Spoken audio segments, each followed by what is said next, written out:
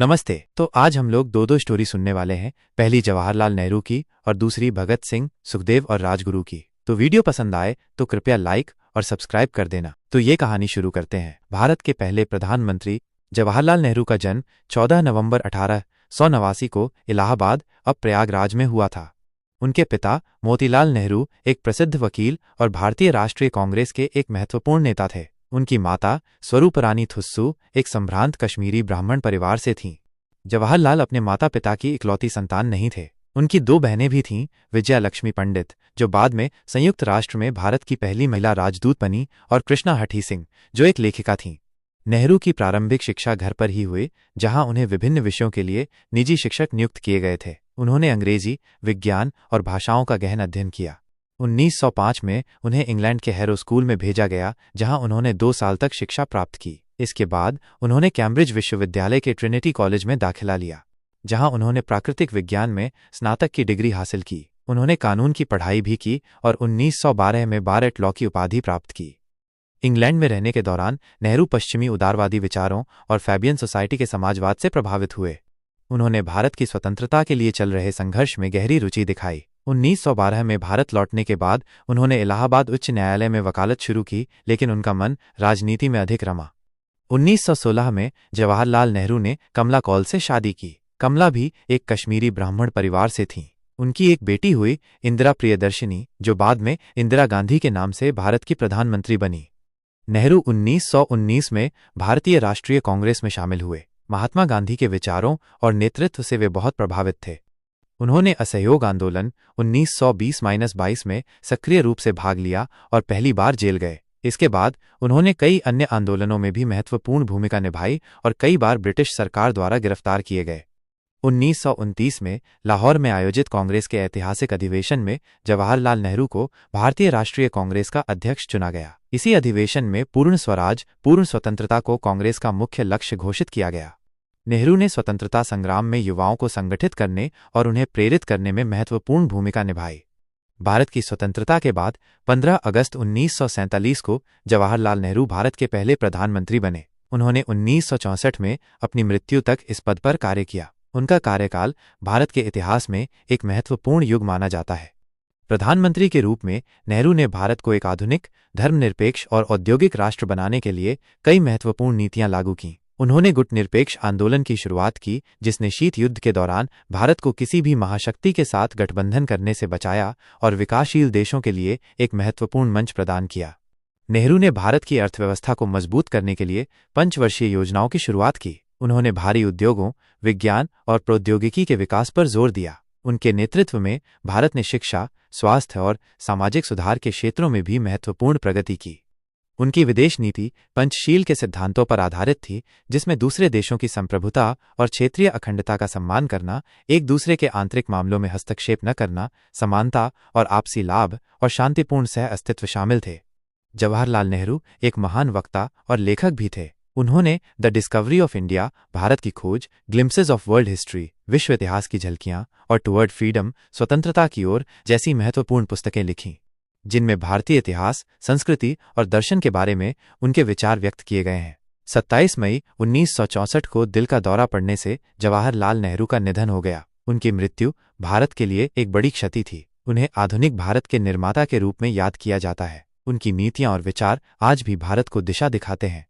नेहरू के जीवन के कुछ महत्वपूर्ण पहलू: शिक्षा, harrow school, Trinity college, Cambridge से उच्च शिक्षा प्राप्त की। राजनीतिक करियर: 1919 में कांग्रेस में शामिल हुए, 1929 में कांग्रेस अध्यक्ष बने, भारत के पहले प्रधानमंत्री, 1947-1964। स्वतंत्रता संग्राम में भूमिका: असहयोग आंदोलन, पूर्ण स्वराज की मांग में सक्रिय भागीदारी, कई बार जेल गए। प्रधानमंत्री के रूप में योगदान: गुटनिरपेक्ष आंदोलन के जनक, पंचवर्षीय योजनाओं की शुरुआत, औद्योगिकीकरण, शिक्षा और सामाजिक सुधार पर जोर। लेखक: the discovery of India, glimpses of world history, toward freedom जैसी प्रसिद्ध पुस्तकें लिखीं। दर्शन: धर्मनिरपेक्षता, समाजवाद, लोकतंत्र और अंतर्राष्ट्रीय शांति के समर्थक।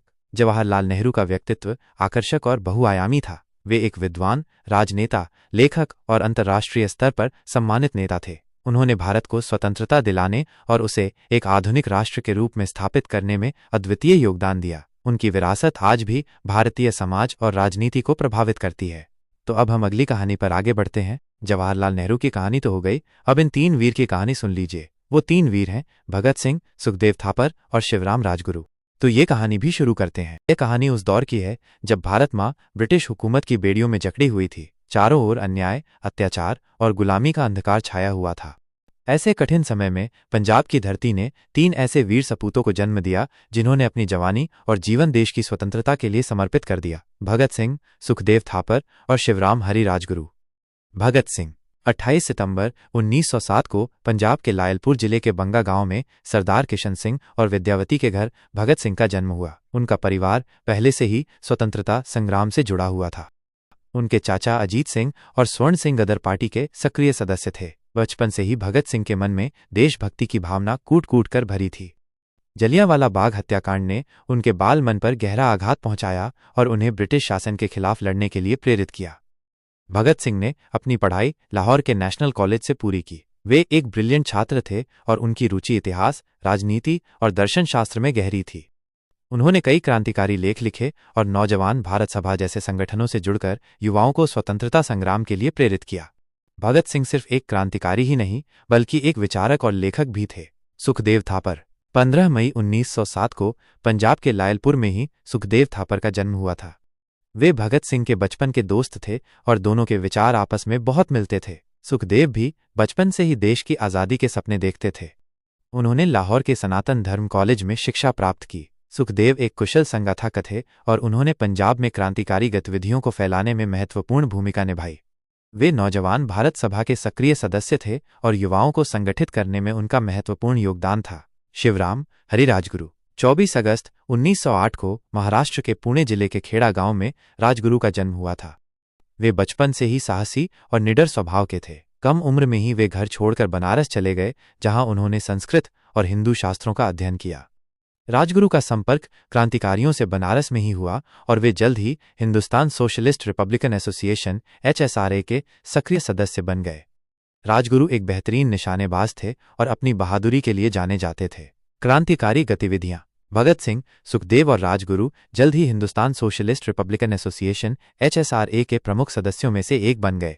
इस संगठन का उद्देश्य सशस्त्र क्रांति के माध्यम से भारत को पूर्ण स्वतंत्रता दिलाना था। इन तीनों ने मिलकर कई साहसिक क्रांतिकारी गतिविधियों को अंजाम दिया।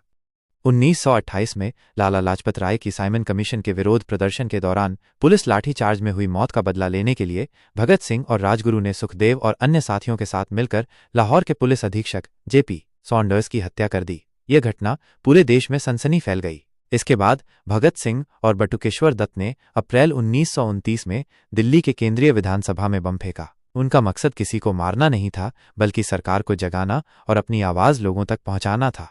बम फेंकने के बाद उन्होंने भागने की कोशिश नहीं की और वहीं पर गिरफ्तार हो गए। गिरफ्तारी के बाद भगत सिंह, सुखदेव और राजगुरु पर सॉन्डर्स की हत्या का मुकदमा चला। जेल में उन्होंने राजनीतिक कैदियों के साथ हो रहे अमानवीय व्यवहार के खिलाफ भूख हड़ताल शुरू कर दी। उनकी भूख हड़ताल पूरे देश में चर्चा का विषय बन गई और लोगों का ध्यान जेलों में कैदियों की बुरी हालत की ओर गया। फांसी। मुकदमा चलता रहा और आखिरकार 7 अक्टूबर 1930 को भगत सिंह, सुखदेव और राजगुरु को सॉन्डर्स की हत्या के आरोप में फांसी की सजा सुनाई गई। पूरे देश में इस फैसले का विरोध हुआ और लोगों ने इन वीर क्रांतिकारियों को बचाने की हर संभव कोशिश की। 23 मार्च 1931 की शाम को भगत सिंह, सुखदेव और राजगुरु को लाहौर सेंट्रल जेल में फांसी दे दी गई। उनकी शहादत ने पूरे देश को शोक में डुबो दिया, लेकिन साथ ही स्वतंत्रता संग्राम को एक नई ऊर्जा भी दी। इन तीनों वीरों ने हंसते हंसते फांसी के फंदे को चूम लिया और अपनी जान देश के लिए कुर्बान कर दी। भगत सिंह, सुखदेव और राजगुरु आज भी भारत के युवाओं के लिए प्रेरणा के स्रोत हैं। उनकी बहादुरी, देशभक्ति और बलिदान की कहानी हमेशा याद रखी जाएगी। उन्होंने दिखाया कि देश की आज़ादी के लिए हर कुर्बानी छोटी है। उनकी शहादत ने स्वतंत्रता संग्राम को एक निर्णायक मोड़ दिया और अंततः भारत 1947 में ब्रिटिश शासन से आज़ाद हुआ। यह कहानी उन 3 अमर शहीदों की है जिन्होंने अपने जीवन का बलिदान देकर भारत की स्वतंत्रता की नींव रखी। उनकी वीरता और त्याग को कभी भुलाया नहीं जा सकता। तो ये रही आज की 2 स्टोरी। अगर आपको इन दोनों में से कोई एक स्टोरी भी अच्छी लगी हो तो कृपया करके लाइक और सब्सक्राइब कर दीजिए।